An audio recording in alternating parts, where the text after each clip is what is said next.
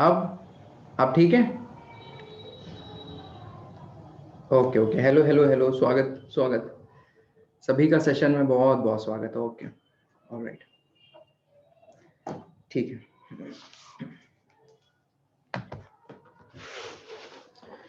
सो अभी तक हम लोग ने काफी चीजें देख ली हैं।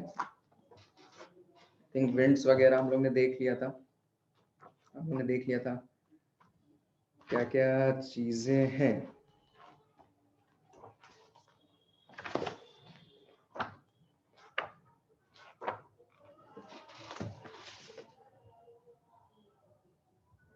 Moisture and precipitation, it went well Leena. It went well. Just a second, I am coming, just a second.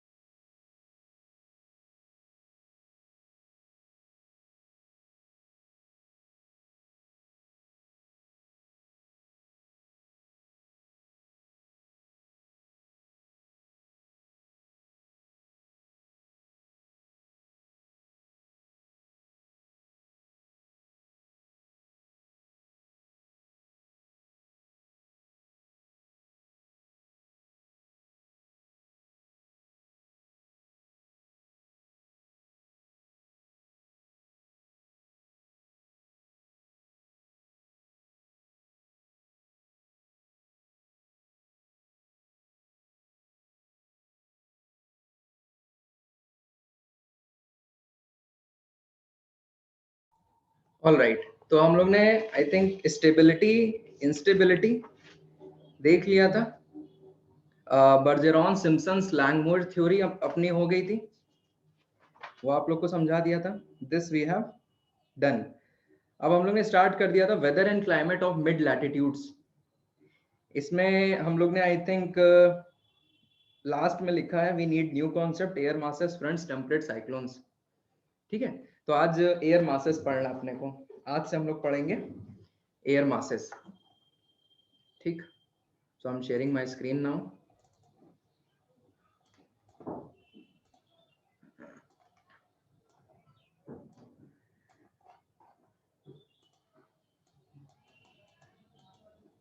Air masses, next page से स्टार्ट करिएगा।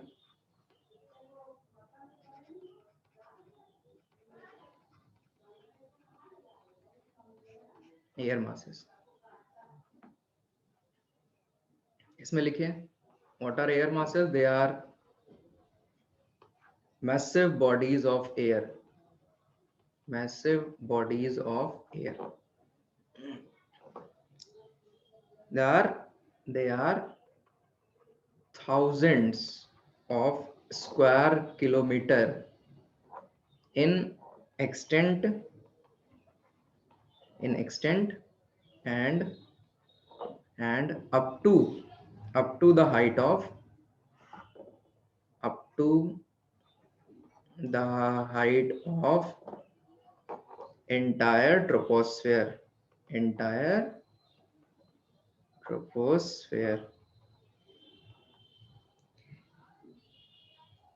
मतलब ये मैसिव होते हैं, massive. Air masses are massive, thousands of square kilometers area में, और height की अगर बात करी जाए मतलब ट्रोपोपॉज तक, ट्रोपोपॉज तक। Air masses are differentiated. Air masses are differentiated and identified on the basis of on the basis of comparable physical property for a particular height. इसका क्या मतलब है? Air masses are differentiated and identified on the basis of comparable physical property for a particular height. Physical property की बात, comparable physical property, इसमें temperature हो सकता है, मॉइस्चर हो सकता है, ठीक है। मतलब ये आप एक दूसरे से कैसे डिफरेंशिएट करोगे? किसी एयर मास का टेम्परेचर कुछ और हो सकता है, किसी एयर मास का मॉइस्चर कंटेंट कुछ और हो सकता है, ठीक है। यहाँ नोट करके लिखिए, अब आप आराम से समझ जाओगे क्या बात है। नोट करके लिखिए, air masses are not homogeneous, air masses are not homogeneous but have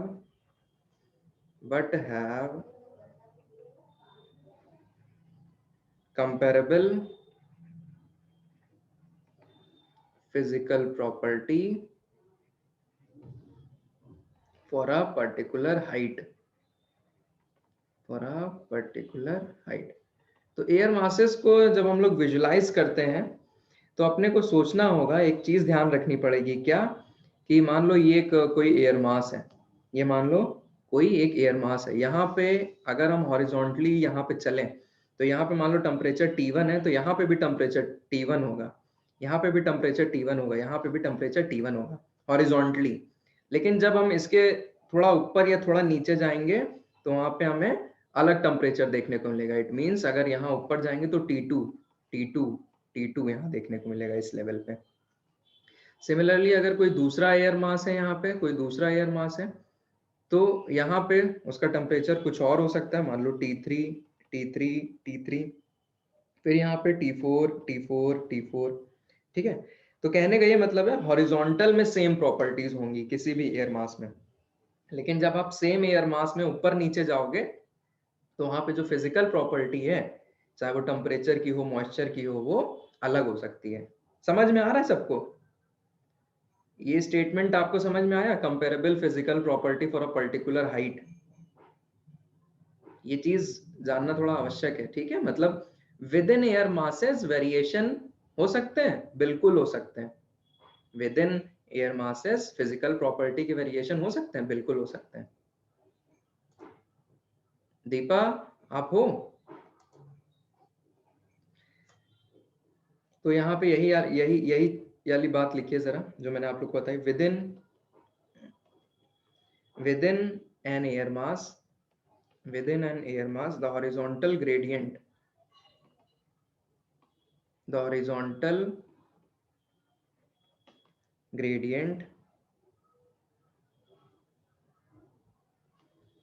of physical properties is weak। कहने का क्या मतलब है? अगर आप एक एयर मास की बात कर रहे हो और उसमें हॉरिजॉन्टल ग्रेडियंट जो होता है, मतलब ये हॉरिजॉन्टल वेरिएशन जो होता है बहुत ही कम होता है, तो हम लोग इन जनरल क्या मान लेते हैं? हॉरिजॉन्टल वेरिएशन हम लोग मान लेते हैं कि ना के बराबर है। होता होगा, बिल्कुल होता होगा, लेकिन वही है कि हम लोग इसको ना के बराबर मानते हैं, मतलब कंपैरेबल फिजिकल प्रॉपर्टी मान के चलते हैं horizontally.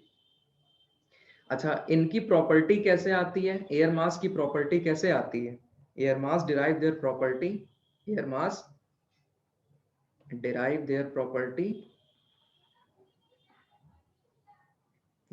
Property from the surface से आती है। अब सरफेस जैसा टेम्परेचर का होगा वैसा ये हो जाता है, ठीक है। नेक्स्ट पॉइंट लिखिए, there are locations where air masses develop best. कुछ रीजन्स हैं जहां पे एयर मासेस बहुत जबरदस्त डेवलप होते हैं, उनको बोलते हैं सोर्स रीजन्स।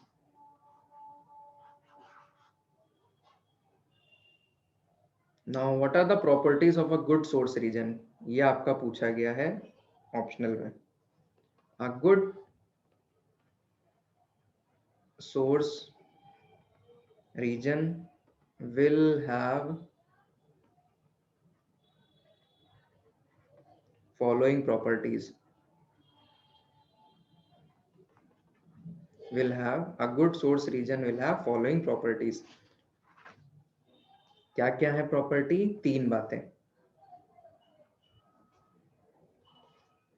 पहली बात, दे आर एक्सटेंसिव। एक्सटेंसिव होना चाहिए। किसको? सोर्स रीजन को। बड़ा एरिया होना चाहिए। फुटबॉल की ढेर सारी फील्ड मिला दो ना, एक्सटेंसिव होना चाहिए। Should be flat, they should be relatively homogeneous. Should be relatively homogeneous. यहाँ पे होमोजेनस का ये मतलब है लैंड या वाटर, एक जैसी सरफेस होनी चाहिए। They should be extensive, they should be flat, they should be relatively homogeneous. They are locations of high pressure. They are locations of high pressure. इसका क्या मतलब है? They are locations of high pressure. तो यहाँ पे आपको indirectly ये बता रहा है they are the regions having atmospheric stability. तो एटमॉस्फेरिक स्टेबिलिटी रीजन याद आ रहा है? स्टेबिलिटी इंस्टेबिलिटी का कॉन्सेप्ट। लो प्रेशर होगा वहां पे इंस्टेबिलिटी, हाई प्रेशर होगा वहां पे स्टेबिलिटी। तो एटमॉस्फेरिक स्टेबिलिटी रीजन्स। मतलब वही चीज है कि यहाँ पे लैंड है, मान लो ये लैंड है, तो ये पूरा लैंड ही होना चाहिए। यहाँ पे एयर मास डेवलप होगा एक तरीके का। फिर यहाँ पे अगर सी है, ये सी है, तो यहाँ पे एक तरीके का होगा एयर मास। लो प्रेशर की अगर बात करी जाए, ये यहाँ पे हाई प्रेशर इसलिए मैंने रखा है क्योंकि दोस्तों अगर लो प्रेशर होगा ना, तो लो प्रेशर में आप लोग जानते हो कि वहां हवा राइज करेगी। लो प्रेशर में हवा राइज करेगी और यहाँ पे फिर मिक्सिंग होने लग जाएगी ना, मिक्सिंग होने लग जाएगी। तो फिर सोर्स रीजन फिर काहे का? क्योंकि अगर मिक्सिंग होने लग जाएगी तो इंस्टेबिलिटी हो गई ना, तो एक तरह की कोई प्रॉपर्टी डेवलप ही नहीं हो पाएगी उस एयर मास में। इसलिए हम लोग लो प्रेशर को कंसीडर नहीं करते हैं। They are the locations of high pressure means atmospheric stability regions. लिख लिया इतना सबने? Done.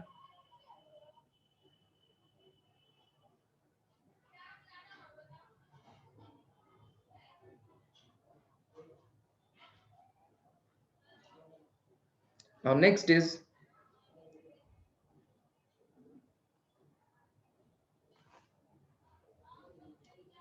air masses can be classified on the basis of source region, on the basis of source regions।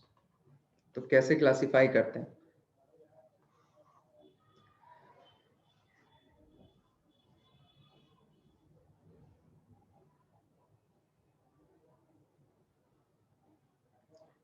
नहीं लीना, इसको ऐसे ऐसे नहीं करेंगे।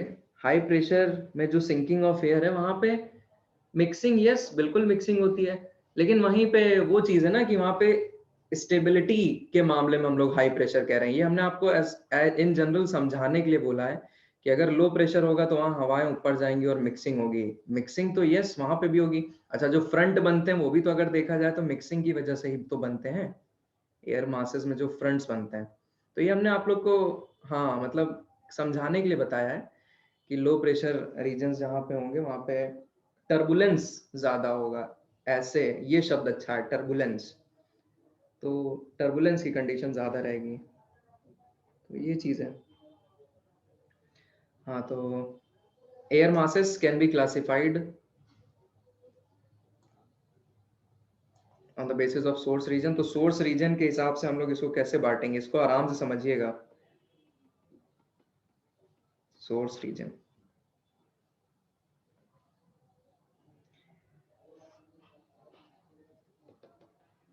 Latitude, nature of surface.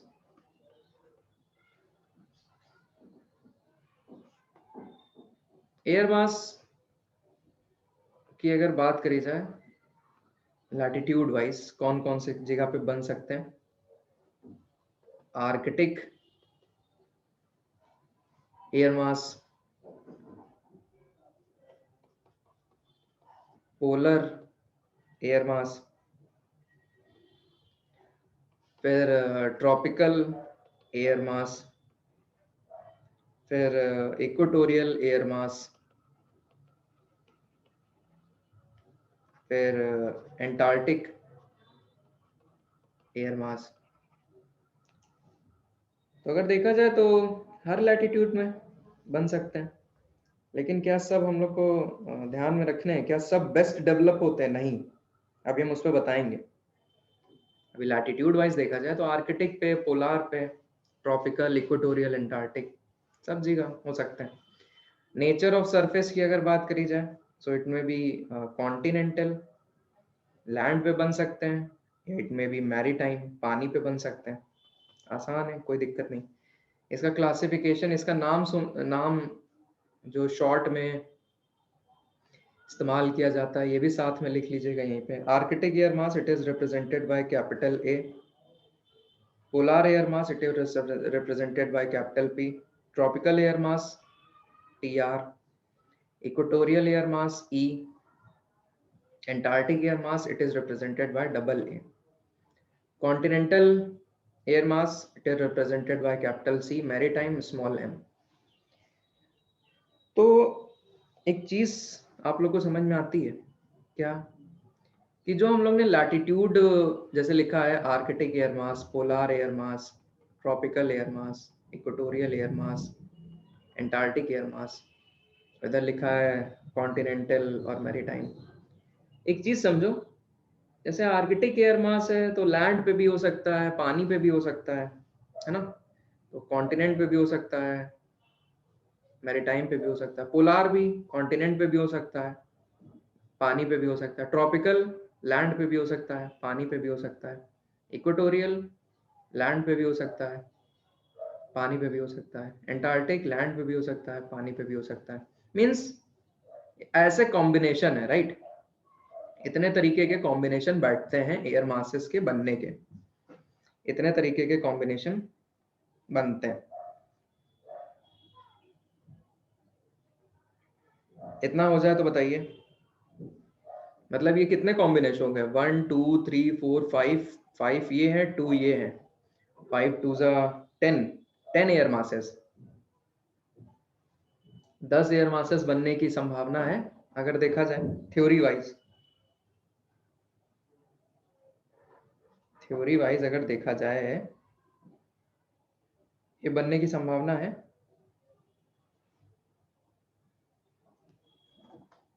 तो इसके बाद जरा लिखिए बात। Hypothetically, hypothetically we can have 10 air masses, but following air masses either don't develop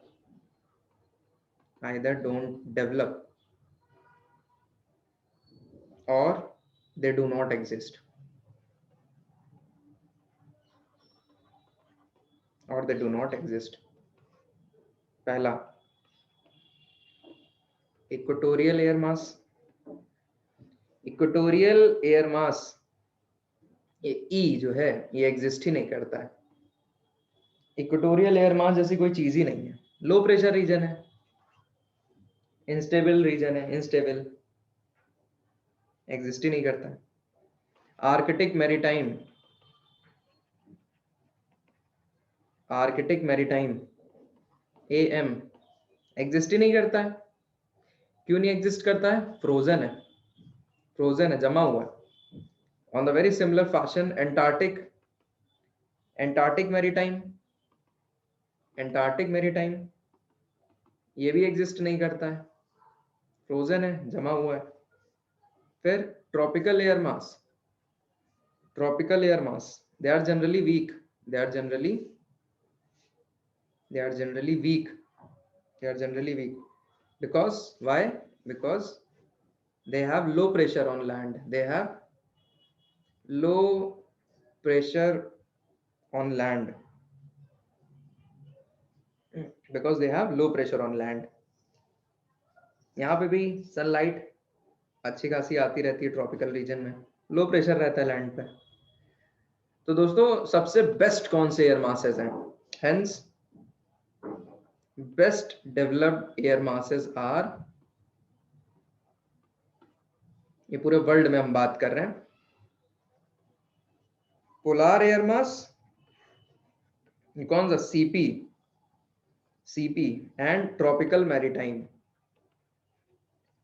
tropical maritime, ये है आपका MT, CP and MT, polar air मास,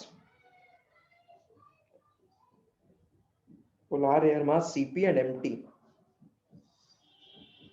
याद आ रहा है वो जो मैंने आप लोग को जब लैंड एंड वाटर डिफरेंशियल में जो प्रेशर होता है डेवलप वो पढ़ाया था, तो बताया नहीं था हाई प्रेशर और Canada, high pressure on Canada and Siberia, तो ये उससे कनेक्ट कर लो, वहां पे एयर मासेस डेवलप होते हैं, अजोर्स, हवाईयन, ये सब बताया था, अजोर्स, हवाईयन एक्सेट्रा, ये सब आप कर सकते हो, ठीक है। नाउ नेक्स्ट हेडिंग डालिए air masses modification, air masses modification important topic है एयर मासेस, खुद से पढ़ोगे तो थोड़ा भटक सकते हो, हाँ लिख लीजिए लिख लीजिए, खुद से पढ़ोगे थोड़ा भटक सकते हो, खासकर आप जो पढ़ाने जा रहे हैं। एक बार नोट्स देखिएगा, आपको सब कुछ समझ में आएगा, एक बार नोट्स देखना, सब कुछ समझ में आएगा आराम से, ठीक है। अब हम पढ़ाएंगे आपको एयर मासेस मॉडिफिकेशन, ये मॉडिफाई भी होते हैं, ठीक है, ये मॉडिफाई भी होते हैं, कैसे मॉडिफाई होते हैं अभी हम बताते हैं, हो जाए कल्पना तो बताइएगा, अब इनका मॉडिफिकेशन मजा आएगी, मॉडिफिकेशन।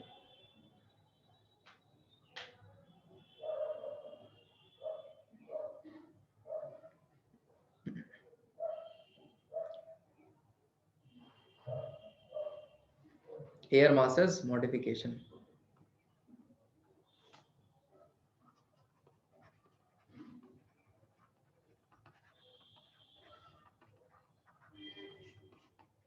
Air masses modification.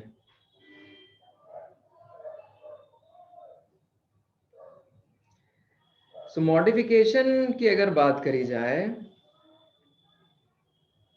तो रीजंस क्या हैं, रीजंस क्या है मॉडिफिकेशन के? दो रीजन है, पहला क्या है कि जो एयर मास है वो सरफेस पे मूव कर रहा है under the influence of local wind या प्लैनेटरी विंड हो सकता है, जिसकी वजह से सरफेस टर्बुलेंस हो जाए और उसमें कुछ बदलाव आ जाए, उसकी जो फिजिकल प्रॉपर्टीज है वो चेंज हो जाए हवा के दबाव में आके।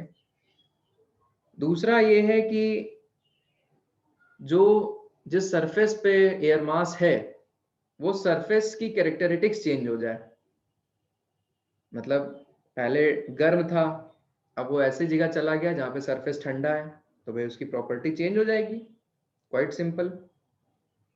जैसे जब कोई छोटा बच्चा जन्म लेता है, जब कोई छोटा बच्चा जन्म लेता है तो धीरे धीरे धीरे उसमें बदलाव आते हैं ना, एक तो अभी बना है, अभी हमने जो आप लोग को पढ़ाया है वो तो बना है ना, अभी ये तो अब चलना सीखेगा, अभी तो हम बनाए हैं, गुड सोर्स रीजन आपको बताएं और पढ़ाया, तो अभी बच्चा जस्ट हुआ है, अब जब ये चलने लगेगा तो उसमें बदलाव आएंगे, तो सोसाइटी में आता है, फैमिली में आता है, स्कूल में जाता है, कॉलेज में जाता है, अलग अलग ग्रुप्स ज्वाइन करता है, उसमें बदलाव आते हैं, उसकी थिंकिंग बदलती है, modification.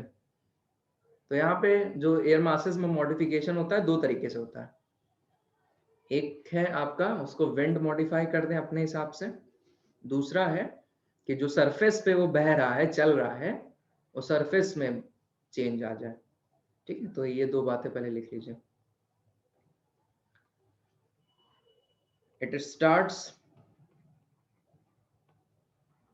Moving on surface it starts moving on surface under the influence of local wind,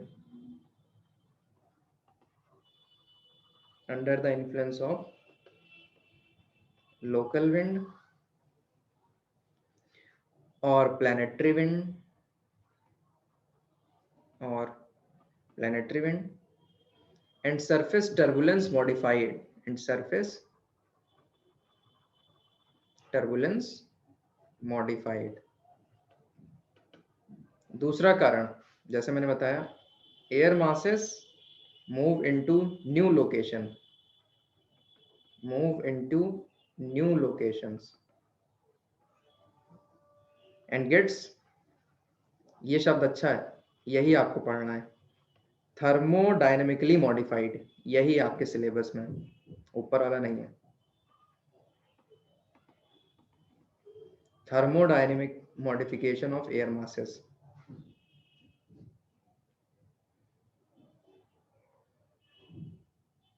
इसका क्या मतलब है? इसका ये मतलब है पहले ए सरफेस थी, यहाँ पे एयर मास था हमारा, इसकी प्रॉपर्टी एक्स थी, अभी ऐसी सरफेस पे चला गया है बी, अब यहाँ पे ये एक्स प्रॉपर्टी थोड़े ना रहेगी, अब ये बी, क्योंकि यहाँ सरफेस चेंज हो गई ना, तो अब ये चेंज हो जाएगी, एक्स प्रॉपर्टी हो जाएगी वाई प्रॉपर्टी में। अब यहाँ पे जो फिजिकल कैरेक्टरिस्टिक्स थी इस एयर मास की, चेंज हो गई, मॉडिफाई हो गई है, डिफरेंट टेम्परेचर है, ये डिफरेंट प्रेशर है, डिफरेंट मॉइस्चर कंटेंट है, तो ये सब उसी के अकॉर्डिंगली एयर मास भी बदल जाएगा। इतना लिख लो तो बताओ, अब जो हम बात पढ़ाने जा रहे हैं उसको बहुत आराम से समझिएगा, बहुत इंपॉर्टेंट है अब जो बात बताने जा रहे हैं।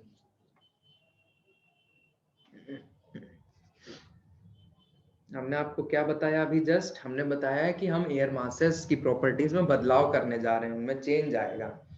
हम लोग को कौन सा पढ़ना है? Thermodynamic modification in the air masses, ये पढ़ना है, तो अब हम ये पढ़ाने जा रहे हैं। तो पहली बात, if an air mass move, लिखो इसको, if an air mass moves over a cooler surface, moves over a cooler surface, it gets cooler, it gets cooler and the lower layers get stable,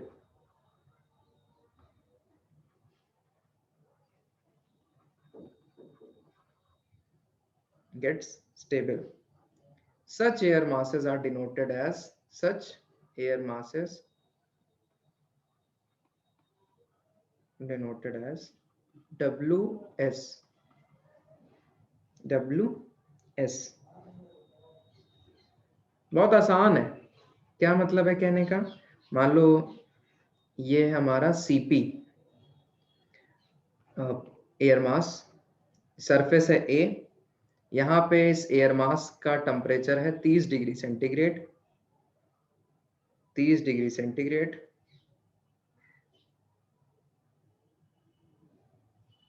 ठीक है, इस air mass का नहीं, इस surface का बोलेंगे ज्यादा बेटर है, अच्छे समझ जाएगा। ये है सरफेस A, इसका टेम्परेचर है यहाँ पे 30 डिग्री सेंटीग्रेड, फिर ये ऐसे जगह पे मूव कर गया, CP हमारा ये ऐसे जगह पे मूव कर गया जहां पे जो सरफेस है उसका टेम्परेचर है 15 डिग्री सेंटीग्रेड, तो भाई जाहिर सी बात है ठंडा हो जाएगा, CP जो हमारा एयर मास है वो ठंडा हो जाएगा, क्योंकि इसकी सतह ठंडी हो गई है, और जो लोअर लेयर्स है स्टेबलाइज हो जाएंगी, ठंडी होने के कारण स्टेबलाइज हो जाएंगी। तो इसलिए अब CP को हम CP ना लिख के इसको मॉडिफाई कर देंगे, इसको लिख देंगे WS। ये चीज आप लोग थोड़ा ध्यान रखना, ये चीज हम लोग थोड़ा ध्यान रखेंगे। तो डिनोट जो कर रहे हैं उसको ध्यान रखना। WS का क्या मतलब है? जो हमारा एयर मास है वो स्टेबल हो गया है, जो हमारा एयर मास है वो स्टेबल हो गया है, WS मतलब स्टेबल हो गया है, और कैसी सरफेस पे गया है? जहां पे प्रीवियस से कम टेम्परेचर था, क्योंकि यहाँ पे 30 था, अब यहाँ पे 15 डिग्री सेंटीग्रेड हो गया, तो ठंडा हो गया, स्टेबल हो गया, it is represented by WS। दूसरी चीज क्या हो सकती है? If the air mass moves over a warmer surface.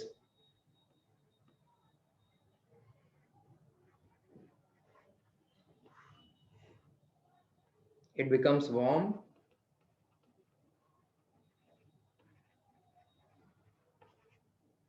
and unstable. Cool होगा तो stable, warm होगा तो unstable.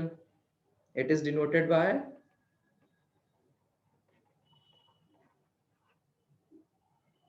Ku.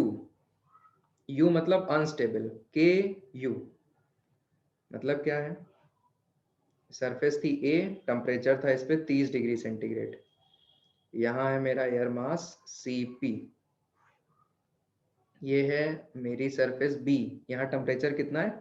मान लो 40 डिग्री सेंटीग्रेड. अब मैं Cp, यही एयर मास जब इधर मूव करता है, अब मैं इसको Cp नहीं बोलूंगा. अब इसको मैं रिप्रेजेंट करूंगा Ku से. Ku पहले क्या था? ठंडा था, अब गर्म हो गया है. एक्चुअली K जो है, K एक जर्मन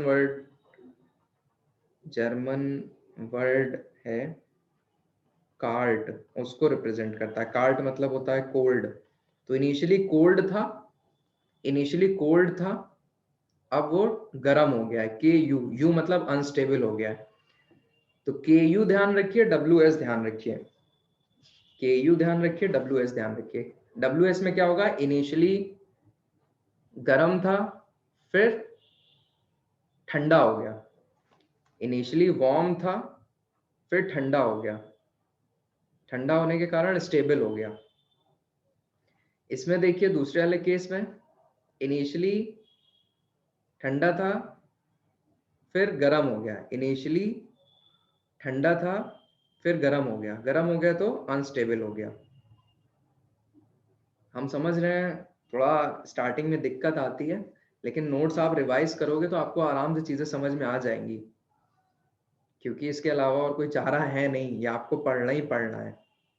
अगर आपने खुद से कभी ये चीज पढ़ी हो तो उसमें दिक्कत आती है, लेकिन हम स्टिल तब भी कोशिश कर रहे हैं कि आपको अच्छे से समझा सकें.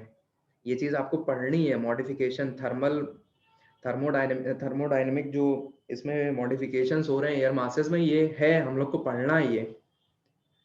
अब इसके एग्जाम्पल देखो, बड़े इंटरेस्टिंग है. अगर आपको WS और Ku थोड़ा बहुत समझ में आया है, जो आई थिंक अब और समझ में आ जाएगा, इसके एग्जाम्पल पे ध्यान देना दोस्तों. लिख लिया सबने?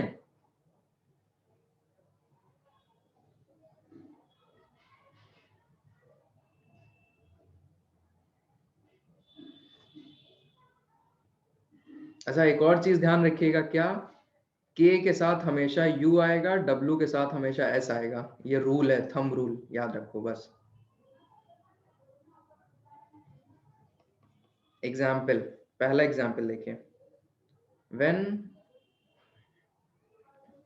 when CA, continental arctic air mass, continental arctic air mass moves over Norwegian Sea. अब देखो क्या होगा. Continental air mass CA moves over Norwegian Sea. तो मतलब ये कुछ ये ग्रीनलैंड वगैरह हो गया, फिर यूरोप, ये यूरोप हो गया, ये नॉर्वेजियन सी है इधर. ठीक है, नॉर्वेजियन सी. तो यहाँ है हमारा CA, कॉन्टिनेंटल आर्कटिक, ये मूव कर रहा है नॉर्वेजियन सी की तरफ. नॉर्वेजियन सी की तरफ. तो अब ये CA ना होके क्या हो जाएगा? आप लोग थोड़ा दिमाग लगाओ. आर्कटिक से ये था CA, अब ये नॉर्वेजियन सी की तरफ आ गया. नॉर्वेजियन सी की तरफ. अब ये CA ना होके क्या हो जाएगा? आप लोग को क्या लगता है?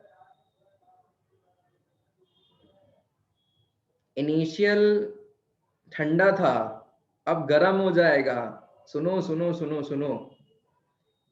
CA इनिशियल ठंडा था, हाँ, अब ये गर्म हो जाएगा, मींस अनस्टेबल हो जाएगा. और U के साथ हमेशा Ku. सबको ये चीज समझ में आई? Because Norwegian sea is warmer than ना, it is warmer than Arctic. Relative बात कर रहे हैं, relative, warmer than Arctic. It is warmer than Arctic, पानी है ना, it is warmer than Arctic. तो दोस्तों जैसे ही ये इसके ऊपर आएगा पानी के ऊपर, और ये ठंडा था, अब ये थोड़ा वार्म इस पे आ गया, तो आपको नहीं लगता यहाँ अनस्टेबिलिटी आएगी, थोड़ा इवेपोरेशन, थोड़ी कंडेंसेशन यहाँ पे नीचे पार्ट्स में होने लग जाएगा, इवेपोरेशन, और फिर यहाँ पे थोड़ा थोड़ा कंडेंसेशन, क्योंकि ठंडा है, क्योंकि जो एयर मास है वो ठंडा है ना, तो यहाँ पे जो इवेपोरेशन होगा लोअर हाइट पे ही कंडेंस होने लग जाएगा। It results in vertical trails of, अभी हम पिक दिखाते हैं, मजा आ जाएगी। It results in vertical trails of condensation, vertical trails of condensation which is known as smoke, इसको बोलते हैं स्मोक। तो नॉर्वेजियन स्मोक बहुत फेमस फिनोमेना है, और इसी को आर्कटिक स्मोक भी बोलते हैं, नॉर्वेजियन स्मोक भी बोलते हैं, Arctic smoke. It's a type of fog,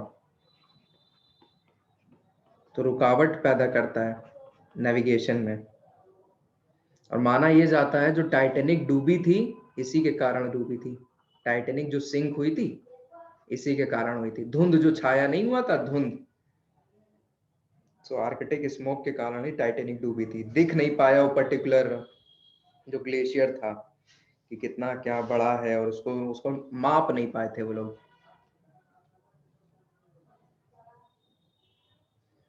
सो बस गिव मी 20-30 सेकेंड्स, गूगल पे हम आपको दिखाते हैं।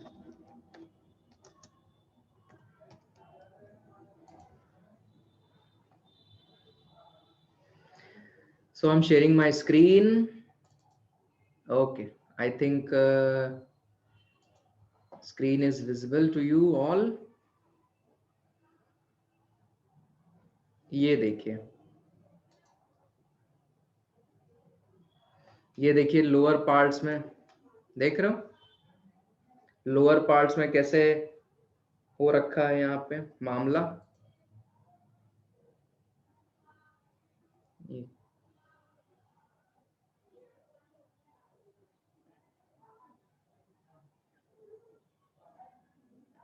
अरे यार ये सही फोटो नहीं आएगी क्या, चलो इसी में देखो।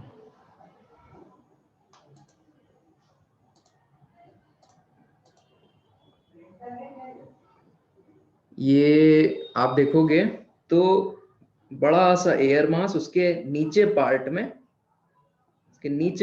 में जो है आपका ये ट्रेल्स ऑफ कंडेंसेशन, याद आ रहा है, मैंने लिखा है ट्रेल्स ऑफ कंडेंसेशन। ये देखिए ऊपर जाके ठंडा होने लगता है, ऊपर जाके ठंडा होने लगता है, ट्रेल्स ऑफ कंडेंसेशन, ये चीज है। चलिए आई थिंक ध्यान रहेगा आपको। चलो बैक टू नोट्स।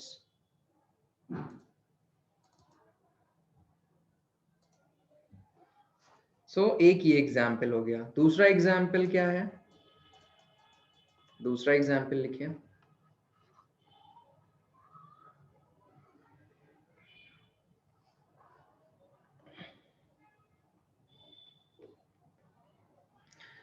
यहां पे अगर बात करी जाए, सो विंटर के टाइम पे जो कनाडा है यहाँ पे कॉन्टिनेंटल आर्कटिक वाला जो, sorry continental polar, CP continental polar air मास डेवलप हुआ, ये दोस्तों मूव कर जाता है यहाँ पे, आपने पढ़ा होगा सुना होगा, ग्रेट लेक्स है यहाँ पे, इसकी तरफ मूव कर जाता है because of the influence of westerlies. तो ये यहाँ पे जो कॉन्टिनेंटल पोलार एयर मास है ये मूव कर जाता है ग्रेट लेक की तरफ।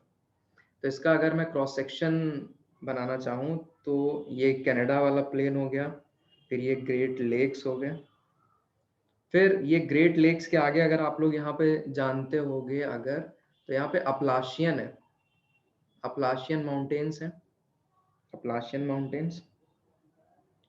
तो क्रॉस सेक्शन में बनाने की कोशिश करता हूँ। CP, it is very very very cold air mass, ये है आपका ग्रेट लेक्स।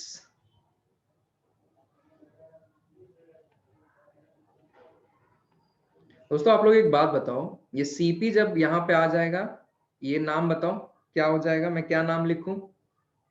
यहाँ पे जो स्मॉलर वाटर बॉडी है, ये क्या लिखूं मैं यहाँ पे? इसके नीचे सीपी मॉडिफाई होके क्या हो जाएगा?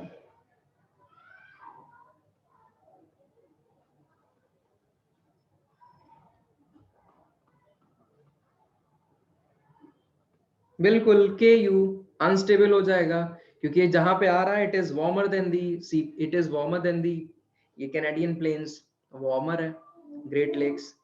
तो K U, yes good, K U, CP K U हो जाएगा, सीपी के यू हो जाएगा। अब ये क्या हो गया? अनस्टेबल हो गया। अब जैसे जैसे ये आगे बढ़ेगा, आगे बढ़ेगा, तो ये अप्लाशियन मिल गए इसको, और जब अप्लाशियन मिल गए तो ये जो एयर मास है ये अपलिफ्ट हो जाएगा ना, ये जो एयर मास है यहाँ पे अभी अपलिफ्ट हो जाएगा, क्योंकि ये यूं जा रहा था, ये सीधे सीधे जा रहा था लेकिन अनस्टेबल हो गया, मॉइस्चर आ गया, अनस्टेबल हो गया। अब ये अप्लाशियन आ गया तो ये यूं इसके ऊपर जाने लग जाएगा, और जब ऊपर जाने लग जाएगा ये एयर मास, तो दोस्तों क्या होने लग जाएगा यहाँ पे? बारिश। लेकिन यहाँ बारिश नहीं होती, इतना ठंडा है कि ये कराता है स्नोफॉल। ये बात है, प्रेसिपिटेशन होगा लेकिन in the form of snowfall, इतना ठंडा एयर मास है। ठीक है, तो क्या करेंगे हम लोग, कुछ चीजें लिख लेते हैं। सबको समझ में आ रहा है ना? सबको समझ में आ रहा है? विंटर के टाइम पे, विंटर के टाइम पे कनाडा में it is very very cold, very very very cold. Canadian high pressure, Canadian high pressure. तो देखो हाई प्रेशर कंडीशन आ गई, एटमॉस्फेरिक स्टेबिलिटी की कंडीशन आ गई, एयर मास बना कनाडा के प्लेन्स में। तो यहाँ पे क्या हो रहा है? Rising air mass along the slope of Appalachian, along the slopes of Appalachian, it results in very heavy snowfall, it results in very heavy snowfall. This is known as lake effect. This whole phenomena is known as lake effect. Lake की वजह से ये snowfall हो रही है यहाँ पे, अगर ये लेक ना होता स्नोफॉल ना होती। This is known as lake effect. तो हमने क्या बताया आपको? आर्कटिक स्मोक पढ़ाया, लेक इफेक्ट पढ़ाया।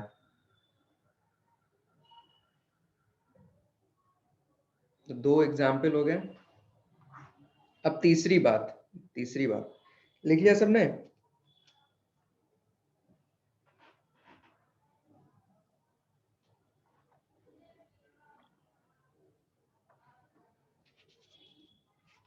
लिख लिए, लिख लिए।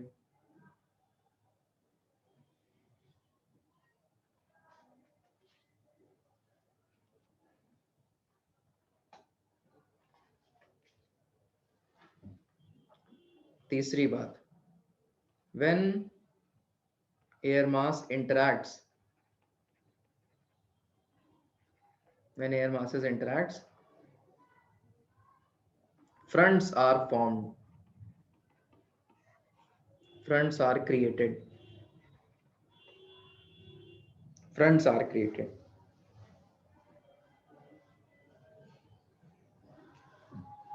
एक्सक्यूज मी, एक मिनट।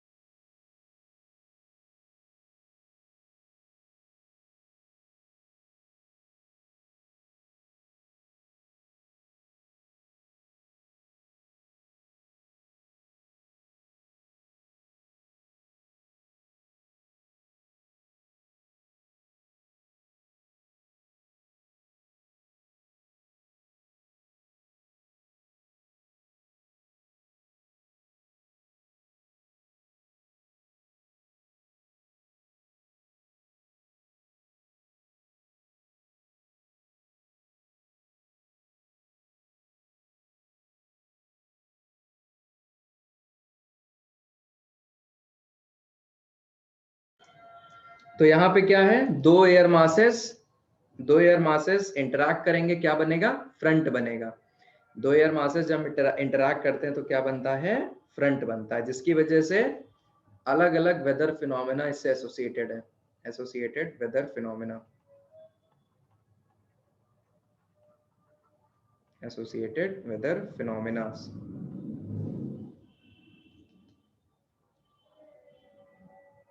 ठीक है,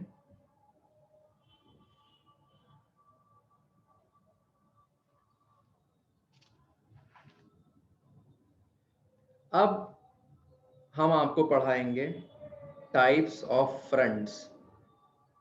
अब हम आप लोग को पढ़ाने जा रहे हैं टाइप्स ऑफ फ्रंट। अब इसको बहुत ध्यान से आराम से सुनिएगा। इसको हम क्या करते हैं, कल पढ़ाएंगे। टाइमिंग जो रहेगी हम आपको दे देंगे, क्योंकि ये थोड़ा बड़ा लेक्चर जाएगा। एक बार में हम कोशिश करेंगे फ्रंट खत्म करने की। तो ठीक है, जितना पढ़ाया उसको रिवाइज करिएगा, नहीं तो चीजें भूलने लग जाओगे, समझ में नहीं आएगा। और कोई दिक्कत है तो ग्रुप पे आप लोग हमेशा पूछ सकते हो। रिकॉर्डिंग को हम क्या करेंगे ना यार, बड़ा मामला फंसा हुआ है।